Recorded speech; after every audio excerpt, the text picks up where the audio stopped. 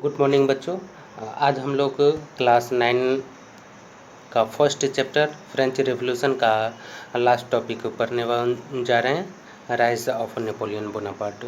तो Napoleon Bonaparte के विषय में हम लोग जितना जानते हैं वह काफ़ी कम है। वह एक ऐसा व्यक्ति था जिसकी पहुंच या पकड़ सेना के अलावे राजनीति पे भी काफ़ी ज़्यादा था। उसने फ्रांस को एक नई दिशा दी। फ्रांस के समाज में उसने लोगों को यह महसूस करवाया कि स्वतंत्रता और प्रॉपर्टी जो है वह तो ऐसा अधिकार है वह जो कि जनता को हमेशा मिलते रहना चाहिए। अगर हम नेपोलियन बोनापार्ट की बात करें तो उसका रोल फ्रेंच रिवॉल्यूशन में बिल्कुल नहीं था। वह फ्रेंच रिवॉल्यूशन के वक्त शायद वह अभी उतना टैलेंटेड नहीं हुआ था या उसका एज भी कम था।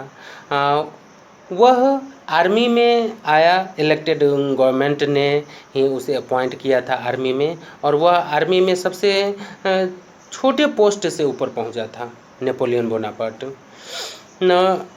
चलिए उसके विषय में थोड़ा सा उसके बैकग्राउंड के विषय में जानते हैं कि नेपोलियन बोनापार्ट का जन्म जो हुआ था वह 15 अगस्त 1769 में हुआ था। और उसका जो बर्थ प्लेस था वह था कोर्सिका, और उसका डेथ जो हुआ था वह 5 मई 1821 को सेंट हेलेना आइलैंड में। नेपोलियन बोनापार्ट का जो जीवन था वह काफ़ी संघर्ष से बीता था। नेपोलियन बोनापार्ट अपने लाइफ में संघर्ष करके काफ़ी ऊपर तक पहुंचा था, और उसने फ्रांस में एक नए युग की शुरुआत की। 1804 से पहले वह फ्रांस में कई सारे ऊंचे पद पर रहा, और 1804 में he became the king of France. After the being king of France he started increasing the boundary of France। उसने अपने पावर शक्ति के बदौलत फ्रांस का जो बाउंड्री था उसको चारों ओर बढ़ाया।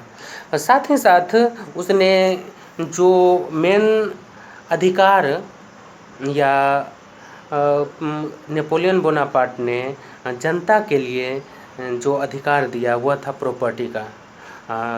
यानी कोई भी व्यक्ति अपने हैसियत के अनुसार प्रॉपर्टी जमा कर सकता था, उसकी सुरक्षा कर सकता था। सरकार जो है सो किसी भी कारण से किसी का भी प्रॉपर्टी सीज नहीं कर सकती थी। लोगों के पास स्वतंत्रता थी, लेकिन सीमित स्वतंत्रता थी। नेपोलियन अगर एम्पायर बनता है तो क्या डेमोक्रेसी पूरी तरीके से फ्रांस में समाप्त हो जाती है? तो नहीं, डेमोक्रेसी रहती है, लेकिन नीचे स्तर पे डेमोक्रेसी रहती है। नेपोलियन की सबसे बड़ी गलती ये थी कि उसने अपने द्वारा विजित प्रदेश में अपने फैमिली को सेट करने का प्रयास किया, जिस कारण कि यूरोप के जो देश थे उसको तो वह जीत लेता था, लेकिन वहाँ का किंग जो होता था वह इसका फैमिली मेंबर होता था, जिस कारण अयोग्य पारिवारिक सदस्य के कारण बोनापार्ट जो था वो हमेशा युद्ध में व्यस्त रहा, और साथ ही साथ यूरोप को उसने अपने घोड़ों से रौंद दिया था, जिस कारण जो यूरोप के दूसरे डायनेस्टी के लोग थे वो सब मिल करके नेपोलियन पर हमला करते हैं, यानी फ्रांस पे हमला करते हैं। और वाटरलू का जो बैटल हुआ 1815 में, उसमें नेपोलियन बोनापार्ट हार जाता है और उसे सेंट हेलेना आइलैंड भेज दिया जाता है, जहाँ पे कि अंतिम रूप से उसकी मृत्यु हो जाती है। तो इस प्रकार नेपोलियन बोनापार्ट एक बेहतरीन योद्धा शासक था, जिसने फ्रांस की जनता के लिए नेपोलियन कोड बनाया था। उसने फ्रांस की जनता के लिए काफ़ी सुविधाएं मुहैया करवाया था। Thank you. नेक्स्ट क्लास में यह कंक्लूजन होगा अगले क्लास में, और फर्स्ट चैप्टर खत्म हो जाएगा। Started increasing the boundary of France, उसने अपने पावर शक्ति के बदौलत फ्रांस का जो बाउंड्री था उसको चारों ओर बढ़ाया। साथ ही साथ उसने जो मेन अधिकार या नेपोलियन बोनापार्ट ने जनता के लिए जो अधिकार दिया वह था प्रॉपर्टी का, यानी कोई भी व्यक्ति अपने हैसियत के अनुसार प्रॉपर्टी जमा कर सकता था, उसकी सुरक्षा कर सकता था। सरकार जो है सो किसी भी कारण से किसी का भी प्रॉपर्टी सीज नहीं कर सकती थी। लोगों के पास स्वतंत्रता थी, लेकिन सीमित स्वतंत्रता थी। हाँ, नेपोलियन अगर एम्पायर बनता है तो क्या डेमोक्रेसी पूरी तरीके से फ्रांस में समाप्त हो जाती है? तो नहीं, डेमोक्रेसी रहती है, लेकिन नीचे स्तर पे डेमोक्रेसी रहती है। नेपोलियन की सबसे बड़ी गलती ये थी कि उसने अपने द्वारा विजित प्रदेश में अपने फैमिली को सेट करने का प्रयास किया, जिस कारण कि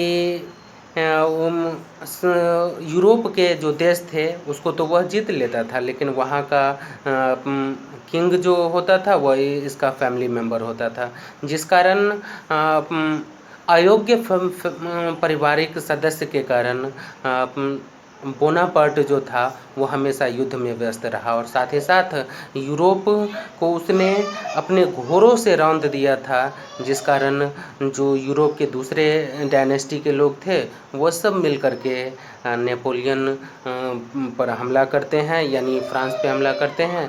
और वाटरलू का जो बैटल हुआ 1815 में, उसमें नेपोलियन बोनापार्ट हार जाता है और उसे सेंट हेलेना आइलैंड भेज दिया जाता है, जहाँ पे कि अंतिम रूप से उसकी मृत्यु हो जाती है। तो इस प्रकार नेपोलियन बोनापार्ट एक बेहतरीन योद्धा शासक था, जिसने फ्रांस की जनता के लिए नेपोलियन कोड बनाया था। उसने फ्रांस की जनता के लिए काफ़ी सुविधाएं मुहैया करवाया था। Thank you. नेक्स्ट क्लास में यह कंक्लूजन होगा अगले क्लास में, और फर्स्ट चैप्टर खत्म हो जाएगा।